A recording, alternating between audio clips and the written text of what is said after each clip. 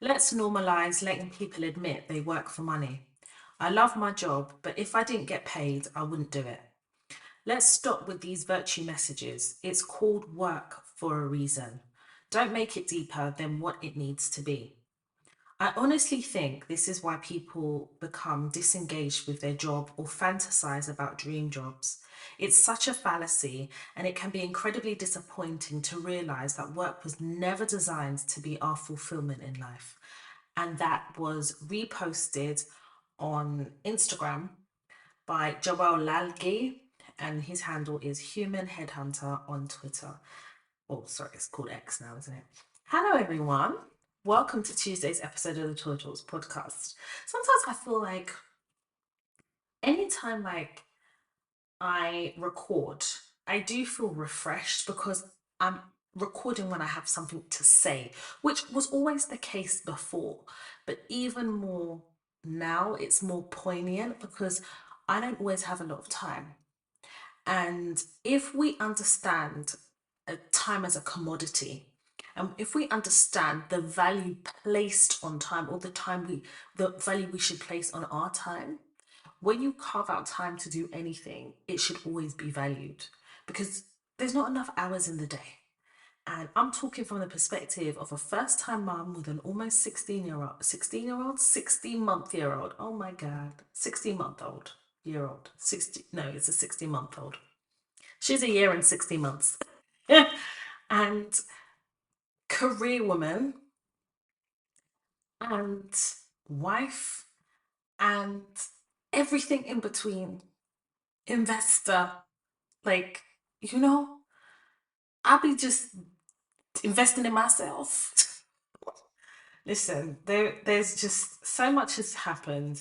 And there's been times when I was like, right, I'm going to record today, and it just hasn't happened. And I just go with it now. I think when the riots and the civil unrest was happening in the UK, there was for me, I didn't feel there, it wasn't required for me to lend my voice at that time because I wanted to see what would happen. Now, the surprising thing that has happened is Keir Starmer, who is the Prime Minister of the UK. He has shocked me no end. He's taken a very hardline approach, and actually, I don't like Keir Starmer. I don't like the way he treats black women. I don't like the way he has treated Diane Abbott. And I've shared that in a previous podcast. I do not like the way in which black women are treated in the Labour Party. Full stop. His handling of the civil unrest, where he took a hard line, placed certain mandates in with the court system to process people who were standing trial for riot related offences, I think went quite far in establishing control over the situation in a way that I think Rishi Sunak, Boris Johnson could never. And I think it's also to do with the fact that Keir Starmer is a qualified lawyer. And he was actually head of the Crown Prosecution Service at some point. So he completely understands the legal technicalities and the application of law in relation to the riots that took place. Um, what can I say? I'm not surprised about the riots, by the way. The fabric of this society is woven in racism, and I've always, been very conscious in having conversations via the podcast episodes about how racism is the backdrop of everything in our society. And the difference is in this society in the UK, racism is usually covert. So it's the micro macro aggressions. Racism is not just the use of the N word, it's being treated I can't ever say this word, being disproportionately disadvantaged because of the color of your skin. As Black people and as a child of two immigrant parents, to understand the history of this country is to understand this country is built on the backs of immigrants. So when you are having these riots and the civil unrest, and how the EDL has sought to weaponize and utilize certain opportunities to further push racist rhetoric, I'm actually compelled to remind everybody that just because somebody doesn't use the N-word doesn't mean their behavior or what they're saying is any less racist. And what we saw was a lack of education and a lack of comprehension and a lack of fully understanding the issues that this country has. And at any given time, at any given opportunity, I think the default for this country is a small proportion of people to default to racism. And it's crazy to me. I think the government took a very hard line approach because anarchy can never prevail here in the UK. But Keir Starmer led like a leader and was very clear about his dismay. He used the word racism. And actually, he was very clear about the consequences.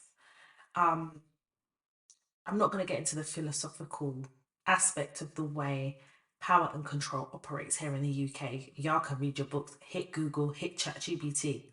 But the point is, if you don't take a hardline approach to certain things within your society, anarchy will reign.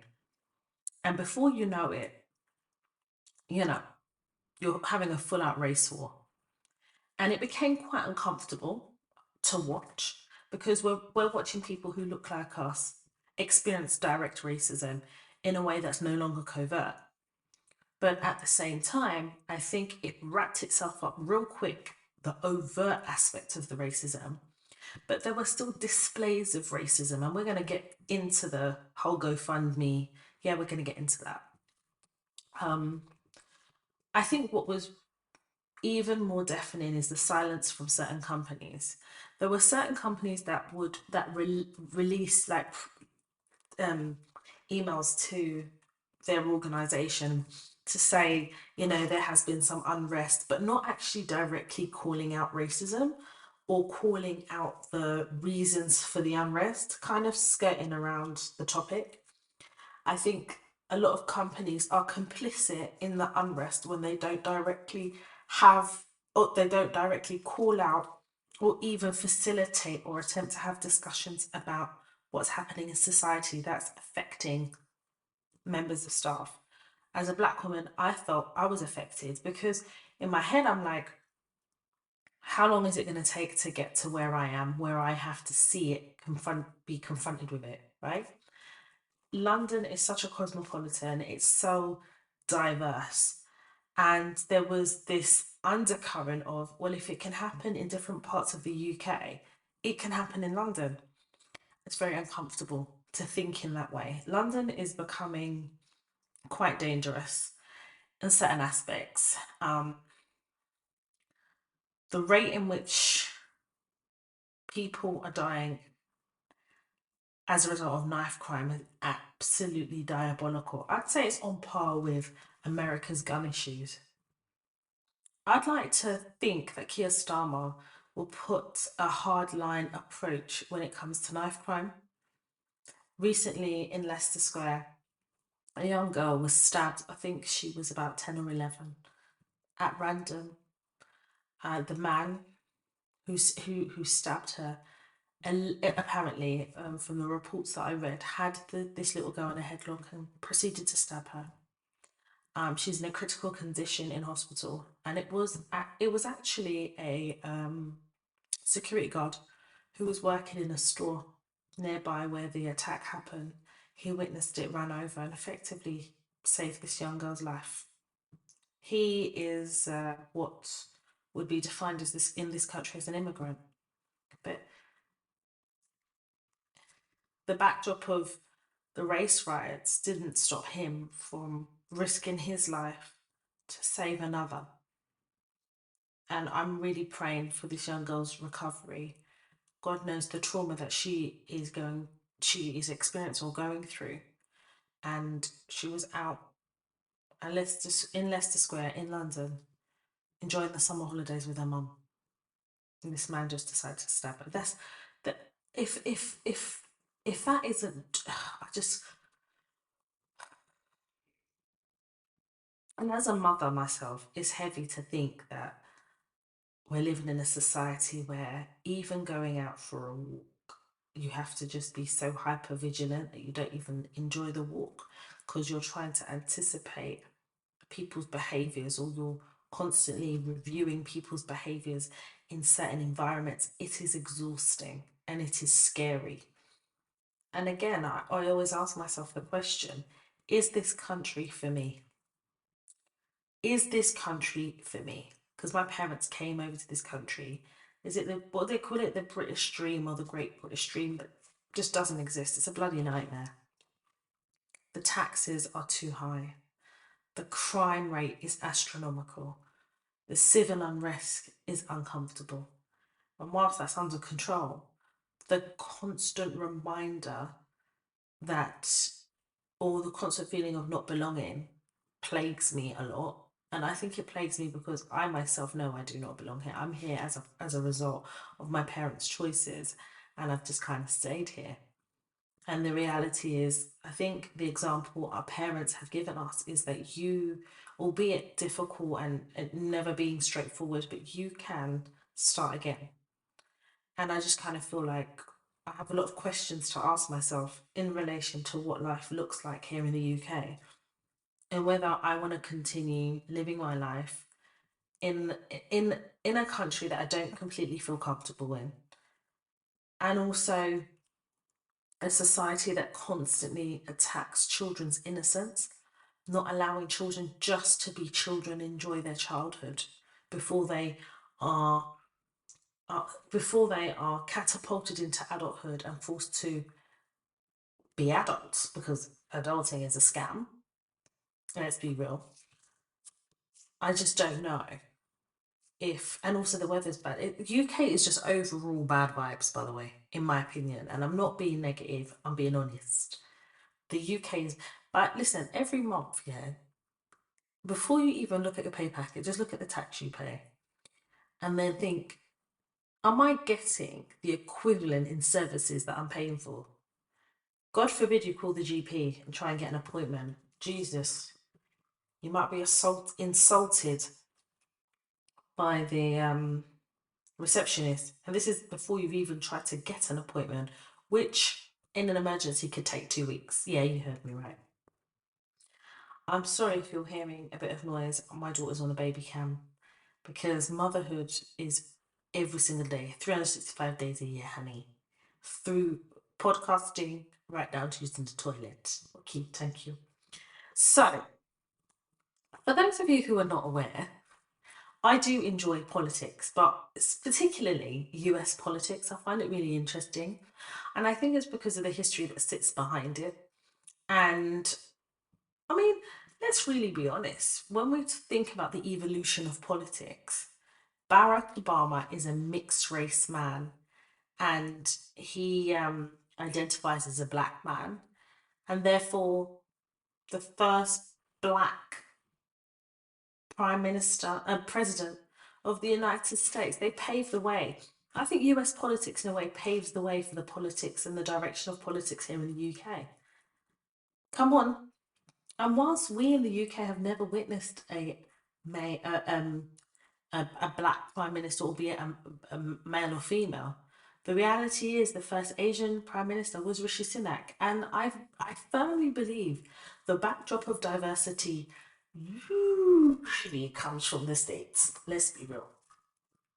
I say all of this to say that I don't particularly enjoy British politics. I just think British politics lacks tenacity. We haven't seen like a born leader since Tony Blair.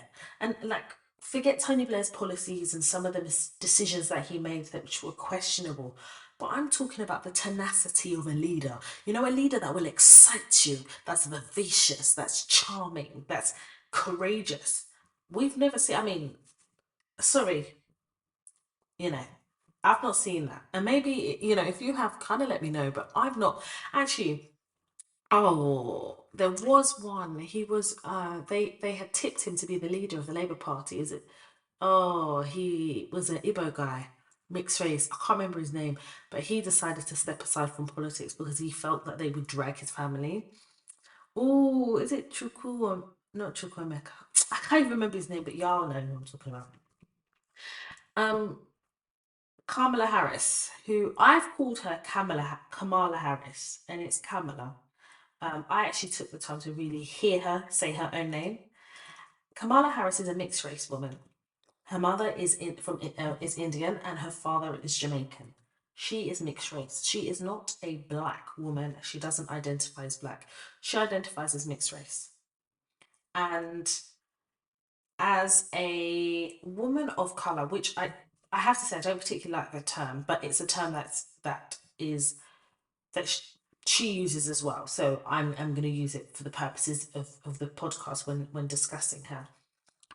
I think Barack Obama paved the way, and essentially for Kamala Harris to recognize the possibility that she could be the first female mixed race president.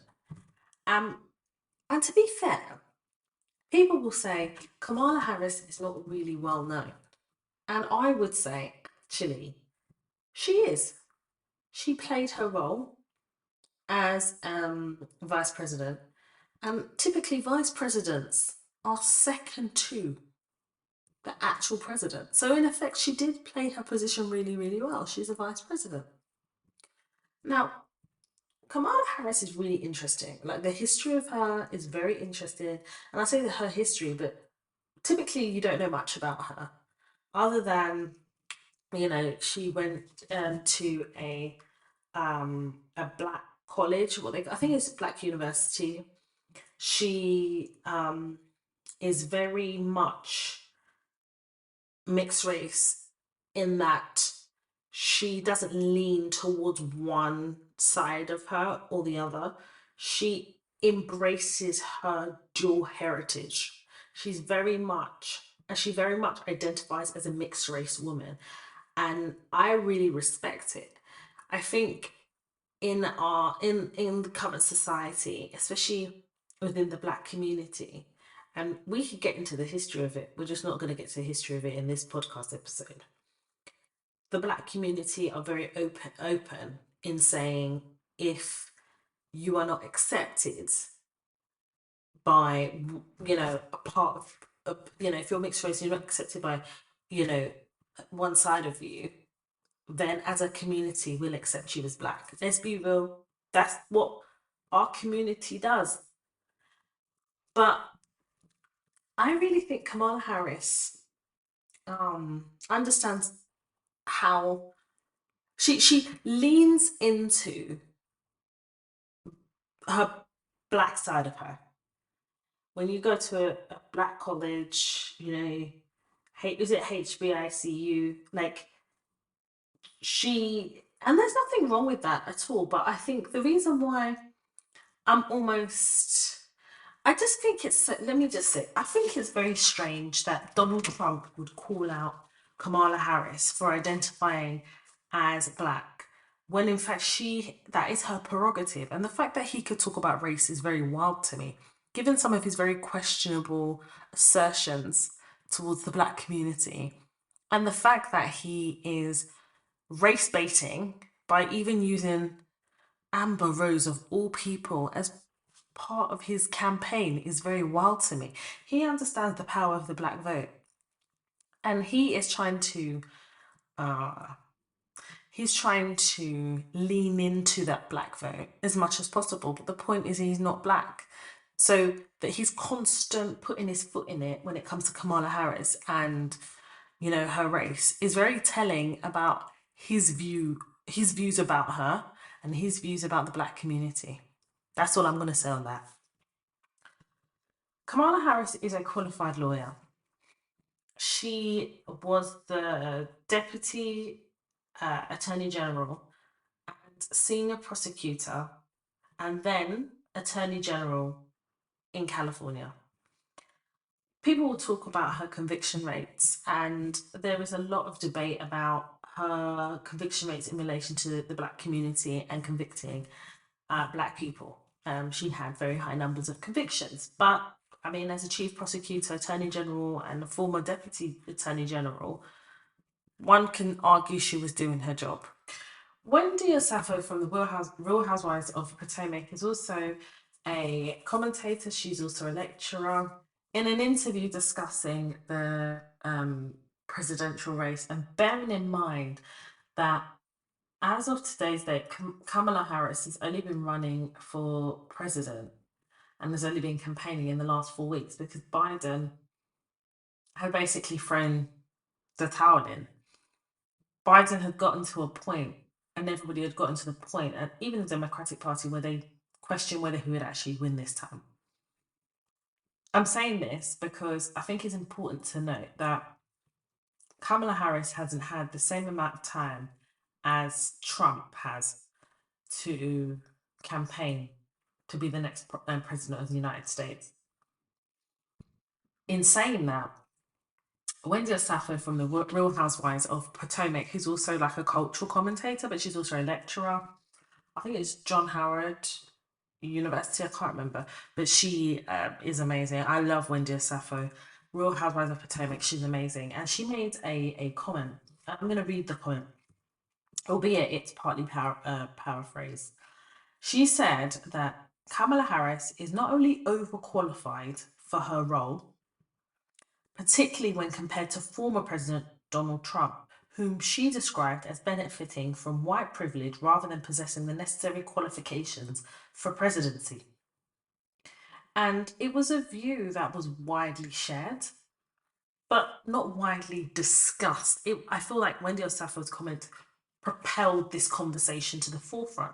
You know, we're talking about Kamala Harris here, who's not only a qualified lawyer. For X amount of years, she has been the vice president of the United States of America. She was a deputy attorney general. She was a chief prosecutor and then attorney general, and obviously not in that order, in California. We're talking about somebody who understands how to apply the law, how to act within the law, and somebody who understands the law, understands, albeit from a vice president perspective, how to run a country, how to lead a country. But more importantly, when we're looking at her credentials, the only credentials Donald Trump really has is maybe being the former president of the United States. But let's look at it on its let's look at the bare bones of it. What qualifications? What qualifies Donald Trump to run for president? What qualifies him to be good for the job? Not to run for president. That's slightly unfair. What qualifies him to be president other than his white privilege, which he's tapping into? Nothing. But when Wendy Osafo made this comment, I felt quite triggered. Because how many of us are in positions or are applying for positions where we are overqualified? As Black women, we have to be, and I'm talking about Black women, I'm talking about Black people in general. We understand how racism works and how those microaggressions operate in the workplace. We understand. Like, our parents have told us their experiences. Some of our parents have prioritized education as being so important because they understand that education is the door to opportunity. So, as a community or as Black women, let me talk about Black women because that's what we do here. Teach, guide, and educate Black women how to navigate the world of work safely and in turn highlight the path of our success. Let's speak to Black women. As a Black woman, I understand that I need to be overqualified to sit and be interviewed for a particular role. And the irony is the person that's probably interviewing me is not even qualified to interview me. Talk less manage the team that they're going to be hiring me in. How many of us are overqualified for the job we do? So I'll give you an example of something. In comparison to people I work with, I'm overqualified. I haven't just done a law degree. I've gone to law school. I've then done a master's in law. And while this is happening, I'm garnering experience. When I went to law school, I was holding down two jobs. One, I was cleaning toilets, and the other one, I think I was working in one. I want to say Sainsbury's, but I was working in a supermarket, albeit I was at that supermarket for 3 months. I was like, I can't do this. Like, I can't. It stressed me out. I was overstimulated. I can see that now. But the point is, like, we're making all these sacrifices at a granular level. But I'm saying this to also hammer the point that our education doesn't just stop, or my education didn't just stop at my master's. I went on to do my level 4 SIPS, Chartered Institute of Procurement, level 4. And then when I enter the legal field, I'm gaining experience on the job. Do you understand? I'm in a continuous state of learning because I understand that in order to be a subject matter expert and to maintain my understanding of the industry I work in, and also to command a certain salary and to be able to walk into interviews with a level of confidence that I know otherwise I wouldn't have if I wasn't overqualified. But to even be called for interview, I have to be overqualified. My counterpart probably has no qualifications whatsoever and has just worked their way to the top because of white privilege. If you're asking for specific qualifications for a role, but you're shortlisting people who don't even have half those qualifications, if at all, and those people that you are taking to interview are non-black or are white dominant, those people who you have shortlisted who are white people, it's because of white privilege. Because and what is white privilege in that context? It's the idea that they do not have to qualify in the same way as other people, that their whiteness gives them a superior advantage over people who are not white. There's a preference. That's what white privilege is. And when you're in white dominated industries, you see it a lot more, right? When What I never understand is they want people who are overqualified for the role, but yet they themselves don't have the qualification. I'm never going to understand it. And I'm realizing that when I see fellow black people, and I'm speaking about black people because I'm a black woman, so I can only talk from the standpoint of my own experience and the experience I have been exposed to, um, and seen for myself, is that a lot of us are Kamala Harris. We are. A lot of us are the Kamala Harrises of our organization, where we are overqualified. Overqualified. Let me tell you something. I was working for an organization, and they had asked us to do company profiles, and I didn't really know, like, when it comes to bragging about our achievements as black women, we are conditioned to tone down.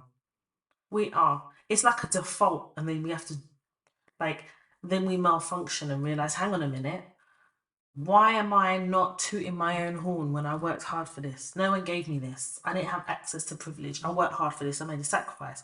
Well, before you get into all of that, the default is not to necessarily say it, or you think about whether you should. All those things are social conditioning of black women because society tells us we're less than. We don't see ourselves being well represented in certain organizations, especially in senior roles. So already we're being conditioned to believe we're not enough because we don't see ourselves. So how would you know that you have an opportunity unless you see someone that looks like you? And even if there is a token, the fact is that token just represents one. One is not enough, as far as I'm concerned. So the first iteration of my profile, I didn't really mention much. And then I was able to see what other people had written. one person in particular said he had studied everything but the Bible. It's like, okay, you know something? No, Toya. It's time to put pen to paper. So I wrote my qualifications. I I added it because I've written all my industry experience, but I hadn't included what qualifies me. So I added it. Do you know my manager removed it? All my qualifications from my profile, but submitted the profile. And actually removed the qualifications of everybody on the team. And ironically, we're all ethnic minorities. You see, there is a commonality with ethnic minorities in general. We understand the power of education. So, and I'm not talking all, I'm talking some, right? I can't keep making these exceptions. Those people who know what I'm saying. But as ethnic minorities, education is so important. So actually, it's not far fetched to for ethnic minorities to be overqualified in general, right? And that's been my experience, but I can only speak about my black experience, okay? Manager at the time removes all our qualifications and ethnic minorities. He isn't, by the way. He is an ethnic minority, but I'll leave you to conclude what you will. And I thought to myself, isn't it ironic that some people are happy to erode or remove or pretend that what qualifies you doesn't exist because they themselves haven't got that. And in order to feel comfortable, the only way they can feel comfortable is to remove, dumb down, or ignore what qualifies you to make them feel comfortable and remove the idea that you would ever be enough, if not more than, for a role. But be comfortable to operate in weaponized white privilege as and where is required. That's crazy to me. But it was a reminder to me that I should always lead with what qualifies me, because without that qualification or those qualifications, the experience wouldn't have come because the qualification directed the experience. Do you understand? How many of us have been or are Kamala Harris, who is overqualified for a role, but is only overqualified because we have to be overqualified to get through the door? Kamala Harris, running for the president of the United States in November, she's overqualified because the level of experience that she would have to qualify requires her to be overqualified. Does that make sense? Qualifies Donald Trump. What qualified him the first time? So if you're going to use the fact that he's the former president, but what qualifies him? Why is there not scrutiny over what qualifies him? It's so easy to talk about Kamala Harris's conviction rate when she was Attorney General in California, and to talk about that to kind of discredit her. But the former Prime Minister, the former President of the United States, has a conviction. No one wants to talk about that. Do you think Kamala Harris could have got the Democratic ticket if she had a conviction? Are you joking? Donald Trump has a ticket as a Republican. Listen, I'm not gonna lie to you. One thing I'm gonna say to you about the Republicans is if they believe in you, they don't care what conviction you've got, mate. Clearly, they're gonna hold you down. That's the level of loyalty and dedication I require out of my friendships, honey. But seriously, I think the reminder here is the understanding as Black women that we don't have the luxury of being mediocre. We don't have the luxury of having any proximity to any type of privilege. We don't have the luxury of being average, especially when you're going into roles whereby you are commanding a certain money or you're commanding a job title. Average is not going to be enough. And don't get me wrong, we're living in a society where we need average. We need average people to know who's not average and who can be more than average. And I get all of that. But I'm speaking about Black women who aspire to be more than average. If you know that you want more, you have to be overqualified as a starting position. That's crazy. But that's the reality. I've worked in many organizations where I'm more qualified than my manager. And the only qualification my manager has is the passage of time in one organization. I was working and I had a manager who'd been in the organization for 10 years. She had no qualification in commercial contract management or commercials or procurement to be managing the team. And she would boldly tell us periodically that she's been in the organisation for 10 years and she's gained the experience on the job. And in the being in the team for the last 5 years, she's picked up a lot. She couldn't approve contracts, couldn't draft a contract, couldn't do any commercial finance modelling, couldn't do any bid responses, couldn't do any sourcing, couldn't do any bid responses. She had no qualification other than the passage of time, which really is code word for white privilege. I can understand how she became the head of, like, head director of commercial contracts. Like, I couldn't, commercial contract and procurement, I couldn't understand it for the life of me. This is the person that was approving my holidays. I should have just said to her, listen, I'm taking holiday, I'll work my ass off. But she wouldn't ever understand what if I was saying I'm working so hard, da da da, like I'm at an impasse with this contract negotiation and I've got to review the T's and C's and a bid response. I often always would question what value she adds other than the passage of time. But when she left, I was her natural successor and I was overlooked. I wasn't even considered for the role. They recruited externally and then expected me to train him as he was now the head of the department. But they wanted me to train him on kind of contract. I left. I handed in my resignation because I realised everybody was fucking mad. Do you know what that felt like? Knowing that you're overqualified to do a role, but you're doing the role, you're in situ, you want to learn, you want to grow. And then you are the natural successor because of experience by virtue of your education, but also what you've delivered as part of your role, right? And anyone who has been there before you has left. You are the natural successor. And then the director or the head of department leaves.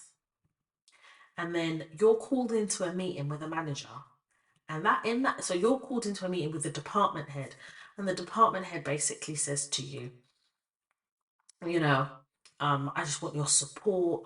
You know, you're an integral part of the team, not realizing that you're being buttered up to ensure that you don't leave because they don't want to affect team morale. Sod your morale, Black woman, Toya. But then they hire someone in, and he himself had very limited experience in our sector. He just had industry experience, and that trumped me. When you are aiming for success in your career, whatever that looks like, you will be a Kamala Harris. You will be overqualified as entry into the industry. But to be constantly overqualified and overlooked at the same time for certain roles is a tough pill to swallow. And this is one of the reasons I went contracting, because I realized that in order to climb that career ladder really quickly, I needed to work in different organizations and gain my own experience, be the architect of my career in that way. I recognize that not everybody has the opportunity or wants to take the risk of being a contractor. But if that's the case, you have to have a plan for your career. Otherwise, you're constantly going to be overlooked.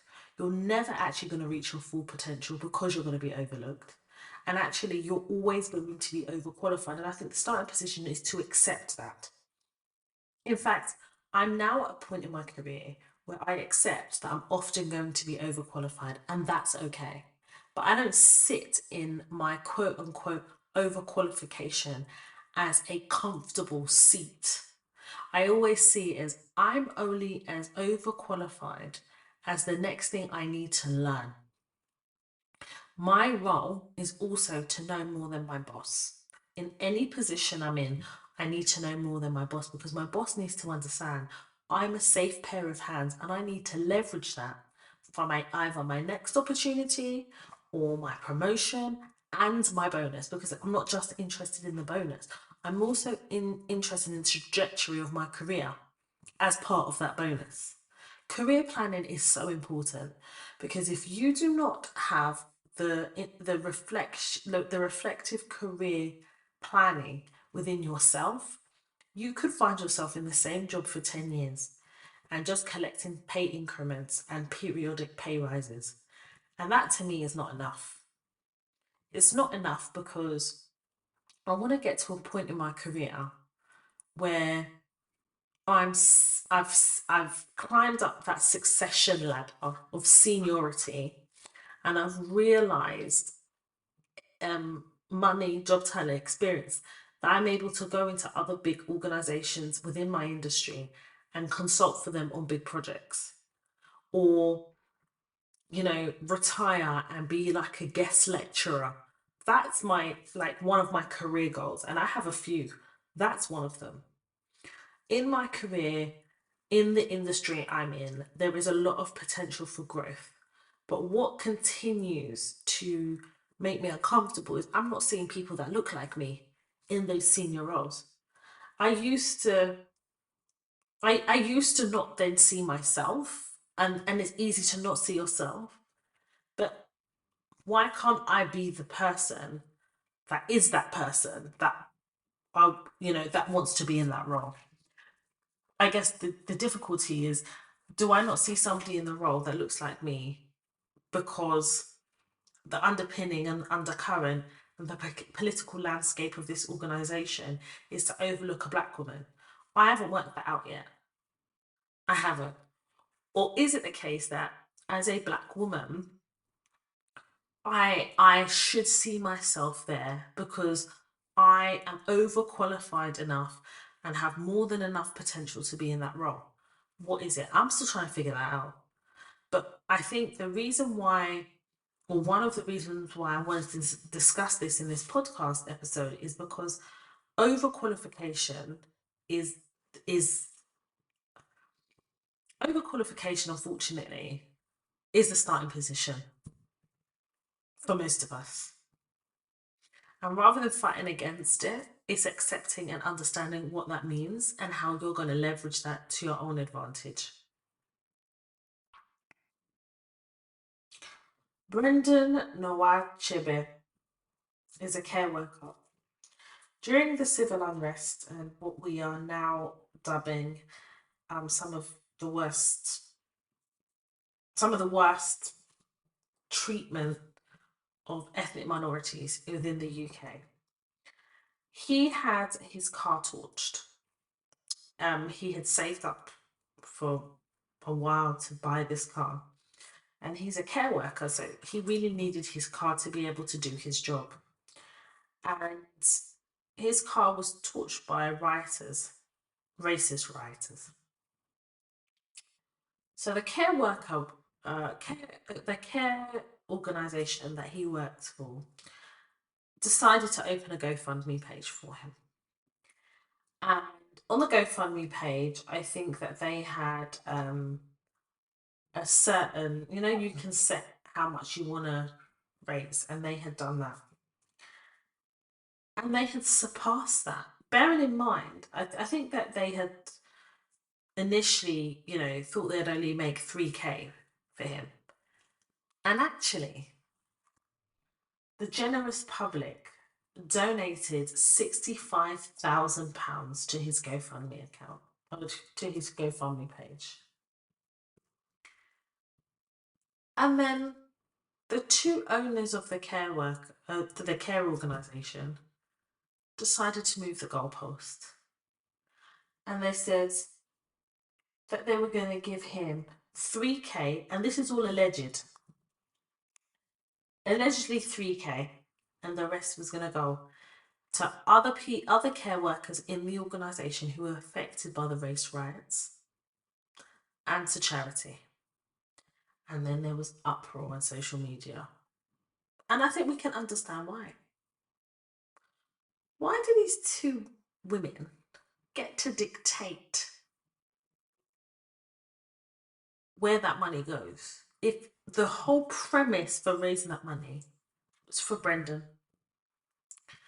And then when they were being flogged on social media, that's when they decided to release a statement to say, well, Brendan requested 28,000, and he basically had um an unrealistic approach to how he was going to spend the money. He said that he wanted X amount of thousands of pounds to buy a particular car, then he wanted to pay off this, or he wanted to do that. And in my head, I was thinking, he can spend the money on whatever he wants. And the first being that if the premise was a car, well, he's going to replace that car. But however else he spends the rest of the money is up to him. Who are you to tell him how he should spend his money or try to discredit him? Well, they got called out. Social media whipped their backsides. Um, I left a comment on social media and I said, you know what, he's better off. People are better off recalling their money and setting up an independent GoFundMe account for him, raising money for him, which will probably exceed the 65K, releasing the money to him, and then he gets to decide what he wants to do with it.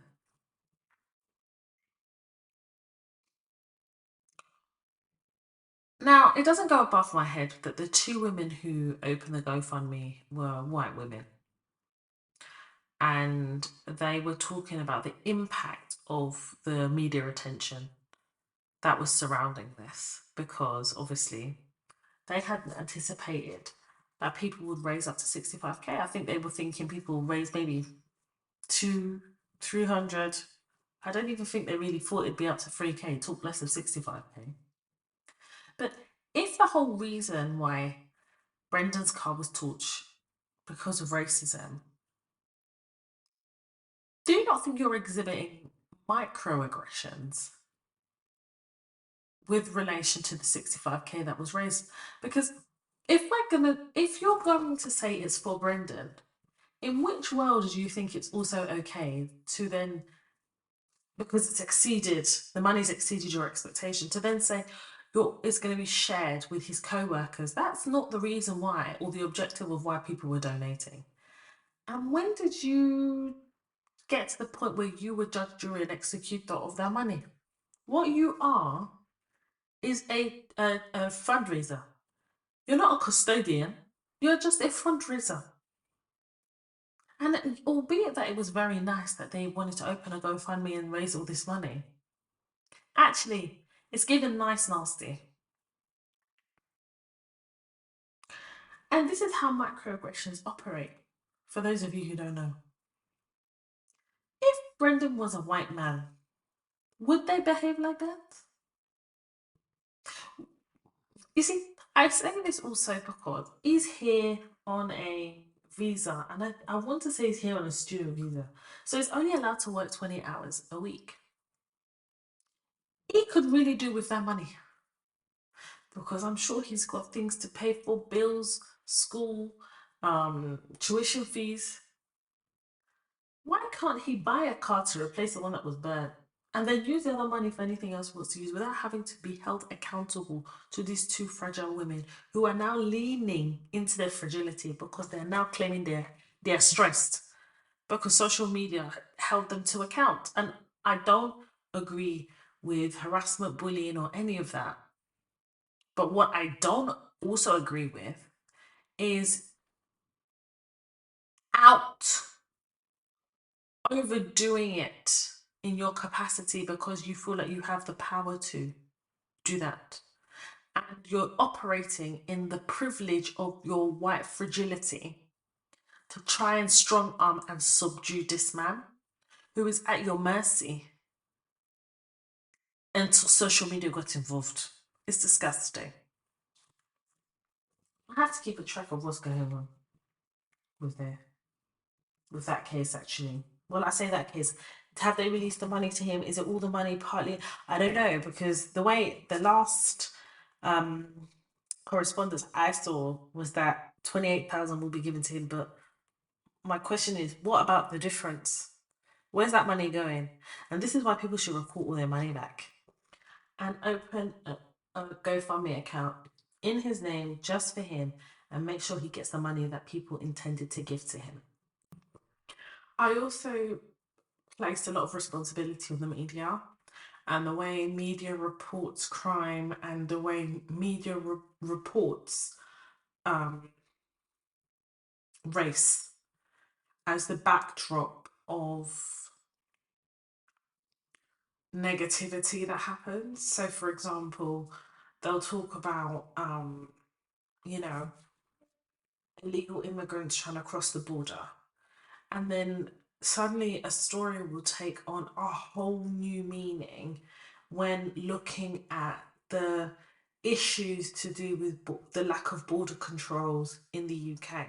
Suddenly it becomes an immigrant issue and it becomes a race issue. And I feel like a lot of the narratives that are pushed by the media is always or 80% about race and starts to create tension. A classic example is Meghan Markle. She was hounded, she was discriminated against, she was disproportionately disadvantaged in the way that she was discussed and treated by the media in comparison to Kate Middleton. And if you use both of them as a comparator, as soon as they had an opportunity to kind of discredit her, there was always a racial undertone. I say discredit her, Meghan Markle.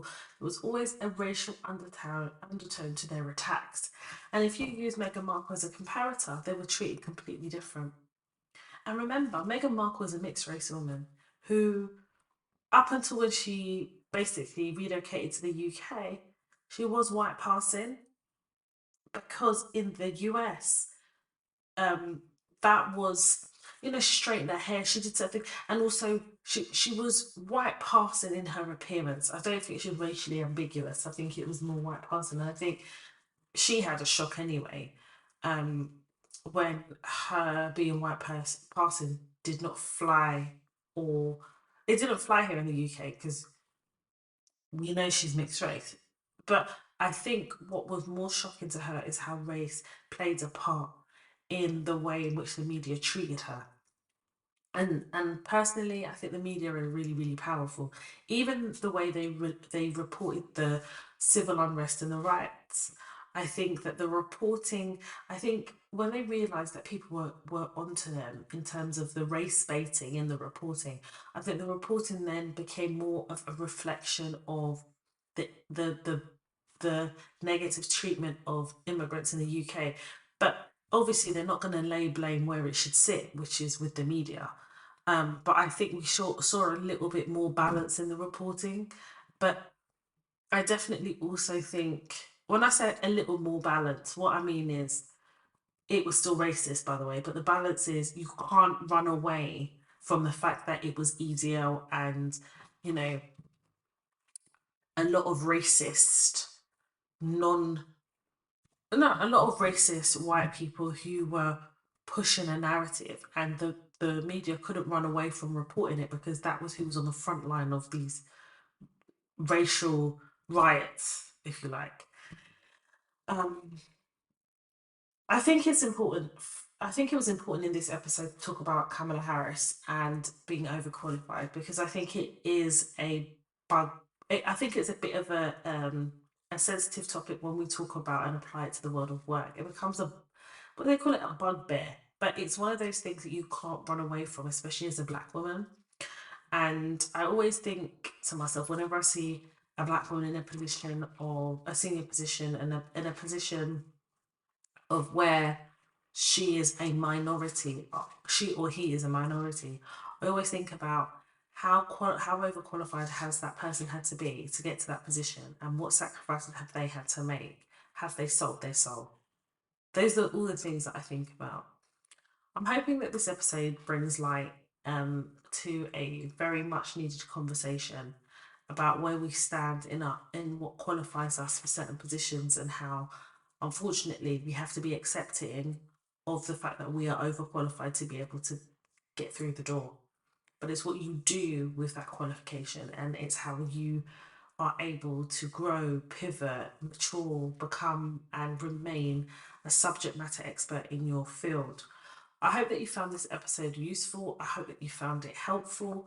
I have received some dilemmas in the mailbox, and in the next episode of the Toy Talks podcast, I definitely will be addressing them and discussing them. I apologise if they're slightly out of date, i.e., not within the first 2 to 4 weeks in which you've sent them, but we're trying our best over here.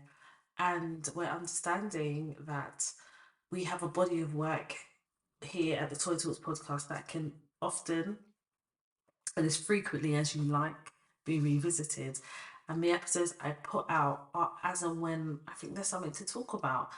And it could be every week, it could be every month, it could be once every 2 months, but it doesn't go above my head.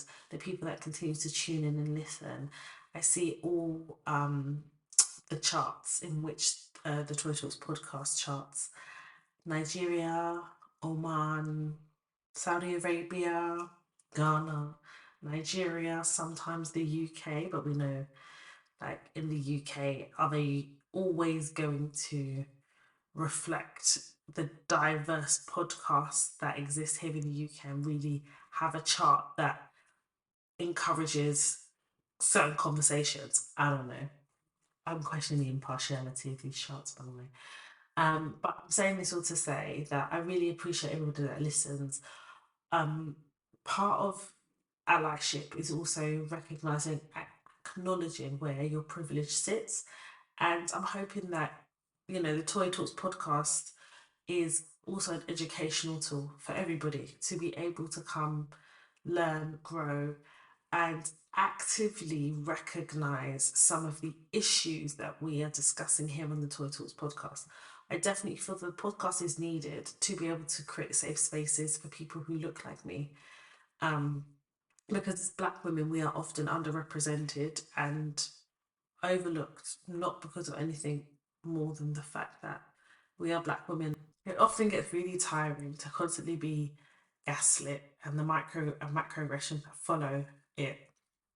So I'm hoping that Toy Talks continues to create a safe space for what would be uncomfortable conversation, but what is commonplace of conversation for Black women like myself who need an opportunity to have these discussions and have a positive way forward in either looking at a situation or overcoming a situation. That's what I'm hoping through the podcast.